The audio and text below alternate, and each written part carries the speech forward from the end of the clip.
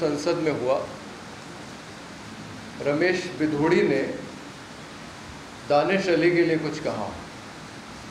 तो हम लोग एक जगह लखनऊ में बैठे थे, हमारे साथ हमारे 2-3 मित्र थे, राजीव यादव जी और दूसरे लोग। तो मैंने थोड़ा आश्चर्य प्रकट किया। मैंने कहा ये तो मोदी कह रहा था कि नए संसद भवन में नई शुरुआत होनी चाहिए। तो एक साथ राजीव यादव और उनके साथ एक अहद करके साथी बैठे थे, वो दोनों के मुंह से एक साथ निकला कि नई शुरुआत हो तो गई। तो ये जो देश में हो रहा है, मुझे वो सब कहने की ज़रूरत नहीं है जो बिधूड़ी ने कहा, लेकिन जिस तरह की घटनाएं हो रही, मोदी जी चंद्रयान का बहुत श्रेय ले रहे हैं। अब भाई, अगर जवाहरलाल नेहरू ने भारत का अंतरिक्ष कार्यक्रम नहीं शुरू किया होता तो ये चंद्रयान कैसे बनता। तो मैं सोच रहा था कि मोदी जी को किस बात का श्रेय लेना चाहिए। मोदी जी को तो इस बात का श्रेय लेना चाहिए कि मुजफ्फरनगर में एक स्कूल की जो मालकिन है, वो एक 7 साल के मुस्लिम लड़के को उसके सहपाठियों से थप्पड़ मरवाती, वो मोदी का काम कर रही है। उनको तो श्रेय लेना चाहिए उस आरपीएफ के सिपाही का जिसने अपने वरिष्ठ को मार के और चुन चुन के 3 मुसलमानों को गोली से मार दिया बंबई। उनको तो श्रेय लेना चाहिए मेहसाना जिले के उस स्कूल के प्रधानाचार्य का, जो उसने किया कि हर एक साल 15 अगस्त को जो स्कूल में बच्चा सबसे अधिक नंबर लाता है उसको सम्मानित किया जाता है। और इस साल जब 15 अगस्त का कार्यक्रम हुआ तो प्रधानाचार्य महोदय ने जो दूसरा सबसे अधिक नंबर लाया था बच्चा, उसको मंच पे बुलाया। क्यों? क्योंकि इस साल कक्षा 10 में मेहसाना के उस स्कूल में अरनाज बानो नाम की लड़की के सबसे ज़्यादा नंबर आ गए और वो लड़की अपने घर रोती हुई गई। वो वहाँ मौजूद थी जब दूसरे नंबर लाने वाले को बुलाया गया, और उसने अपनी माँ से कहा कि इससे तो अच्छा कि मैं पढ़ने नहीं जाती। तो देश के अंदर ये जो एक सिलसिला चल गया है, जहाँ अल्पसंख्यकों के साथ इस तरह की ज़्यादती हो रही है, और दूसरी तरफ जो भारतीय जनता पार्टी के साथ लोग हैं, अगर आपका नाम ब्रिजभूषण शरण सिंह है, अगर आपका नाम अजय मिश्रा टेनी है, और अभी अभी हाल में एक और दंपत्ति को जेल से छोड़ने का निर्णय हुआ है, अमरमणि त्रिपाठी और उनकी पत्नी, जो एक मधुमिता शुक्ला नाम की कवित्री के हत्या में जेल में बंद है। तो इस तरह की जो राजनीति देश में हो रही है, ये वाकई में चिंता की बात है, जहां जाति और धर्म देख के ये तय हो रहा है कि आपने चाहे जितना बड़ा अपराध किया हो, आपके खिलाफ मुकदमा नहीं दर्ज होगा, आप जेल नहीं जाएंगे। भले ही महिला पहलवानों ने बयान दे दिया, अगर आप बिल्किस बानो हैं तो आपके बलात्कारियों को छोड़ा ही नहीं जाएगा, उनको लड्डू भी खिलाए जाएंगे, उनको मालाएं भी पहनाई जाएंगी, भाजपा सांसद के मंच पे भी वो बैठेंगे। और अगर आप मुस्लिम हैं, आप दलित हैं, तो आप देख ही रहे हैं किस तरह का व्यवहार हो रहा है। तो मुझे लगता है कि हमारे सामने जो चुनौती है कि एक जो राष्ट्रवाद की अवधारणा हमारी आज़ादी के आंदोलन से निकली, और बहुत संक्षेप में अगर कहें कि जितने भी लोग आज़ादी के आंदोलन में शामिल थे, कई धाराएं थी। गांधी के नेतृत्व में कांग्रेस, भगत सिंह चंद्रशेखर आज़ाद के साथ कुछ उंगलियों पे गिने जाने वाले क्रांतिकारी, सुभाष चंद्र बोस की आज़ाद हिंद फौज, और डॉक्टर अंबेडकर जो पूरी तरह से निश्चिंत नहीं थे कि देश की आज़ादी मिलेगी तो दलितों को जाति प्रथा से आज़ादी मिलेगी कि नहीं। वो संविधान के रास्ते देश को बदलना चाह रहे थे। अगर देखा जाए तो ये सारे लोग जो देश को आज़ाद कराने की मुहिम में लगे थे, और उसमें हम आदिवासियों को भी शामिल कर लें, क्योंकि जब मैंने अपनी स्कूल की किताब में आज़ादी की लड़ाई का पाठ पढ़ा तो उसमें आदिवासी गायब थे।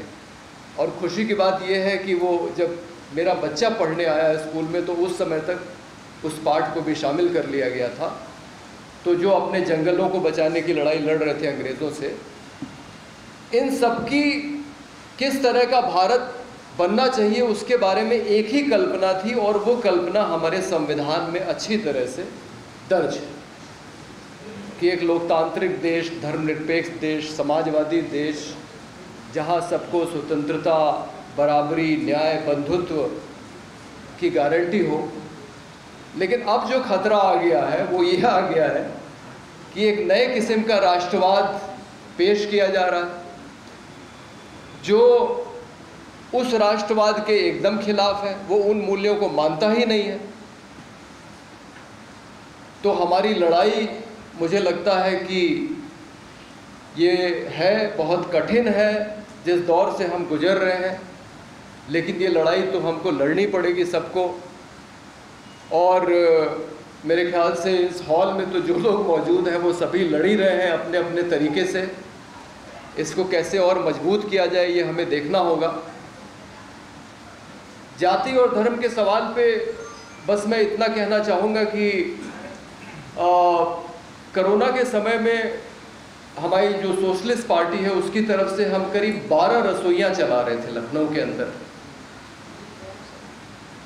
और मुझे ये डर था क्योंकि अभी उत्तर प्रदेश का हाल वैसा नहीं हुआ है जो गुजरात में हो गया। गुजरात में तो खास करके अहमदाबाद में आप अगर जाएं तो आपको मुस्लिम मोहल्ले में एक भी हिंदू नहीं मिलेगा और हिंदू मोहल्ले में एक भी मुस्लिम नहीं मिलेगा।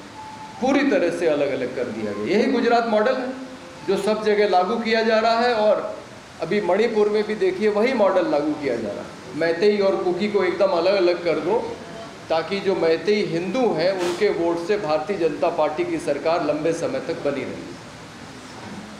तो मैंने पिछले साल कोशिश की कि बिल्किस बानो के गांव से एक अहमदाबाद की यात्रा निकाली जाए, पद यात्रा। 2 दिन की गिरफ्तारी के बाद अलग अलग थानों में मुझे पुलिस की जीप में बैठा के अहमदाबाद पहुंचा दिया गया। तो मैंने कहा कि अगर पदयात्रा नहीं निकालने दोगे तो अनशन करूंगा। तो अनशन की अनुमति अहमदाबाद में नहीं मिली। किसी ने कहा कि वहाँ चले जाओ, गांधीनगर में एक धरना स्थल है जिसका नाम है सत्याग्रह छावनी, तो वहाँ चले जाओ। मुझे लगा जंतर मंतर की तरह कोई जगह होगी, वहाँ धरने हो रहे होंगे, मैं भी चला जाता। वहाँ जाके देखा तो कोई धरना नहीं चल रहा था। कुछ लोग झुग्गी लगा के रह रहे थे और कुछ लोग ठेले वेले पे सामान बेच रहे थे। तो मैं असमंजस में पड़ गया। खैर मैं बैठ गया अपना बैनर वैनर लगा के। इंटेलिजेंस वाले आए, बोले कि परमिशन ली है आपने? मैंने कहा ये तो धरना स्थल है ना। बोले नहीं नहीं, परमिशन लेनी पड़ेगी। तो मैंने अपने एक साथी को कहा कि यार ज़रा थाने में एक चिट्ठी जाके दे आओ। मैंने चिट्ठी लिखी तो जो वहाँ SHO है वो कह रहा है कि बिल्किस बानो तो मुसलमान है और ये संदीप पांडे तो हिंदू है, और जो चिट्ठी लेके आया है हरीश रावल, उसको कहा तुम भी हिंदू हो, तो तुम हिंदू लोग ये मुसलमान औरत के लिए क्यों परेशान? तो जब मुझे ये पता लगा तो मैंने अपना माथा पकड़ लिया। मैंने कहा यहाँ तो कुछ भी संभव नहीं है। फिर एक महिला थी बड़ी नेक दिल, उन्होंने कहा आपको कोई जगह नहीं मिल रही है तो आप आइए हमारे घर पे रह के अनशन कीजिए। और फिर हमने कोचरब आश्रम में उसको ख़त्म किया। लेकिन मैं सोच रहा था ये जो पुलिस वाला बोल रहा है, सुभाषिनी जी भी यूपी से हैं, आप बिहार में तो स्थिति बेहतर है, यूपी में योगी आदित्यनाथ की सरकार है, दूसरा टर्म है, लेकिन मुझे नहीं कभी ऐसा महसूस हुआ कि कोई पुलिस वाला हिंदू और मुसलमान के नाम पे भेद करे। मतलब अभी स्थिति इतनी खराब नहीं हुई। हाँ, कोरोना के समय में हमने ये ज़रूर देखा और हमें ये डर था कि जो राजनीति है उसमें उत्तर प्रदेश में मिश्रित इलाके हैं हिंदू मुस्लिम के, तो कहीं ना कहीं ये आपत्ति होगी कि भाई हम साथ में मिलके खाना नहीं बनाएंगे या साथ में मिलके नहीं खाएंगे। लेकिन आपको ये जान के सुखद आश्चर्य होगा कि एक भी जगह 12 रसोइयाँ चल रही थी, एक भी जगह ये शिकायत नहीं आई कि हिंदू मुस्लिम साथ में मिल के काम नहीं करेंगे। न तो मुसलमानों से आई, न हिंदुओं से आई। हाँ, शिकायत किस तरह की आई? एक हमारी कार्यकर्ती है जीनत, उसने कहा देखिए मैं खाना तो बना दूंगी, लेकिन ये जो पत्थर का काम करने वाले नट बिरादरी के जो अनुसूचित जाति के लोग हैं, इनको मैं बर्तन में हाथ नहीं लगाने दूंगी अपनी।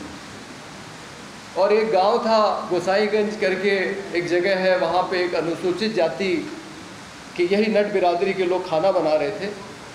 उस गांव में कुछ मुस्लिम परिवार थे, वो साथ में आने को, बैठ के खाने को तैयार नहीं थे। तो वो जो गुड्डी नाम की महिला जो रसोई का संचालन कर रही थी, उसने इतना समझदारी से काम लिया कि उसने कहा कि ठीक है, हम आपका कच्चा माल आपके घर भिजवा देंगे, आप बना के वहीं पे खा लीजिए। तो मेरा कहने का मतलब कि जो देश को धर्म के आधार पे बांटने की कोशिश की जा रही है, गुजरात को छोड़ के मेरा अभी बहुत बुरा अनुभव नहीं आया है कि वो बांटने में सफल हो रहे हैं। ज़मीनी स्तर पे अभी लोग एक हैं। जाति की बीमारी पुरानी है, इसीलिए अली अनवर साहब वो लड़ाई लड़ रहे हैं। तो ये लड़ाइयाँ दोनों ही हमको लड़नी है। एक जो चिंताजनक बात हो रही है, मैं तो ज़्यादा पढ़ता लिखता नहीं हूँ, मेरी पत्नी वो काम करती हैं, इनकी साथी हैं सुभाषिनी जी की, तो मुझे बता रही थी कि पिछले विधानसभा चुनाव में 8% मुसलमानों ने भाजपा को वोट दिया है। तो मैं भी मानने को तैयार नहीं था, लेकिन एक अनुभव मेरे साथ हुआ है जो मैं आपके साथ साझा करना चाहता हूँ, और जो खतरे की बात है। सोशलिस्ट पार्टी से लखनऊ उत्तर सीट से जो उम्मीदवार थी, उनका नाम था रानी सिद्दीकी। उनके लिए जाहिर है हम प्रचार कर रहे थे। उसी इलाके में एक मड़ियाओं नाम की जगह है, वहाँ हमारी साथी रज़िया, उसको हम लेके जाते थे प्रचार के लिए। एक दिन उसके घर पे कांग्रेस का झंडा लगा था, तो रानी ने कहा देखिए भैया जी ये कांग्रेस को वोट देगी। तो मैंने रज़िया से पूछा कि रज़िया ये क्या है? तो बोली अरे भैया जी आपको मालूम है, आके लगा जाते हैं, अब मैं क्या करूं। तो हमारा प्रचार करवाती रही। आखिरी दिन मैंने कहा कि रज़िया 500 रुपये ले लो, पूरे दिन बैठना और जितने लोग आए सोशलिस्ट पार्टी के सबसे वोट डलवा देना। परिणाम आया, एक भी वोट नहीं उसके बूथ से। तो मैंने रज़िया से पूछा रज़िया ये बताओ कि एक भी वोट नहीं आया यहाँ से, हम लोगों ने इतना प्रचार किया। बोलिए अरे भैया जी इस बार सबने समाजवादी पार्टी को दे दिया भाजपा को हराने के लिए। तो मैंने कहा चलो ठीक है भाई, ये तर्क तो ठीक है, अगर मुस्लिम समुदाय ने भाजपा को हराने के लिए समाजवादी पार्टी को वोट दिया है तो ठीक ही है, वही हरा सकते थे, हम कहाँ हरा सकते थे। फिर थोड़ी देर बाद मुझे ध्यान आया कि एक भी वोट नहीं, मतलब रज़िया का वोट भी नहीं पड़ा। तो मैंने रज़िया से कहा रज़िया ये बताओ तुम्हारा वोट कहाँ गया? बोली भैया जी सही बताएं, इस बार मैंने भाजपा को वोट दे दिया। तो मैंने अपना माथा पकड़ लिया, मैंने कहा ये बताओ वो भाजपा ने तुम्हारे लिए क्या किया? तो बोले किया तो कुछ नहीं, किया तो जो आपने किया, कभी बच्चे की फीस दे दी, और वो पूजा शुक्ला जो समाजवादी पार्टी की उम्मीदवार थी उसने मेरी बेटी की शादी में 11,000 रुपये दिए, लेकिन वोट मैंने भाजपा को दे दिए। तो ये बड़ी चिंता की बात है। एक हमारे मित्र हैं बलिया के, हुदा साहब, बरेली में फिजियोथेरेपिस्ट हैं। एक दिन मैंने फ़ोन कहा हुदा साहब बहुत दिन से मुलाकात नहीं हुई। बोले अरे आजकल मैं भाजपा का वो अल्पसंख्यक मोर्चा का वो बन गया हूँ। मैंने कहा अरे आप क्या कर रहे हैं? बोले नहीं नहीं, हम लोगों को काम दिया गया है कि जितने सूफी मुसलमान हैं उनके बीच में जाके हमको भाजपा की बातें बतानी है। तो ये सब जो हो रहा है, थोड़ा इसके प्रति भी हम लोग को सावधान रहने की ज़रूरत है। बहुत बहुत शुक्रिया।